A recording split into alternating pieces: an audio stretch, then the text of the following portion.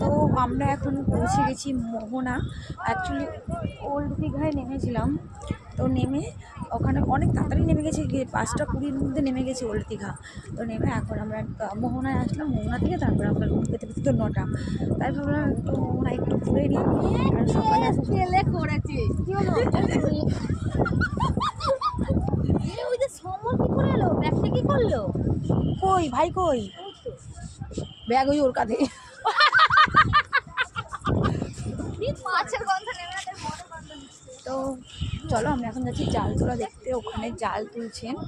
তো মোহনায় জাল তোলা দেখবো, দেখে বেশ খানিক্ষণ এখানে টাইম স্পেন্ড করবো। তারপরে আমরা নিউ দীঘার দিকে যাবো। ঠান্ডা এখন বাজে সবে 6টা বাজে 10 মিনিট, 3 ঘন্টা আমাদেরকে এইভাবেই কাটাতে হবে, কারণ এত তাড়াতাড়ি তো রুম পাওয়া যায় না। না, তো চলো আমরা যাই। জানি না কতটা কি মজা করবো, অবশ্যই যেটুকুই করবো। ওই যে বললাম ব্লগ কতটা নিতে পারবো আমি জানি না, বাট আমি রিলস অবভিয়াসলি করবো। ইভেন রিলস তোমাদেরকে কন্টিনিউয়াসলি আমি শেয়ারও করবো।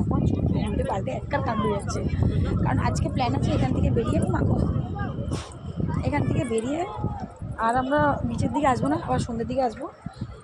যাই হোক, দেখো অবস্থা চুলের ছিছি। ঠিক আছে, চলো পরে কথা বলছি।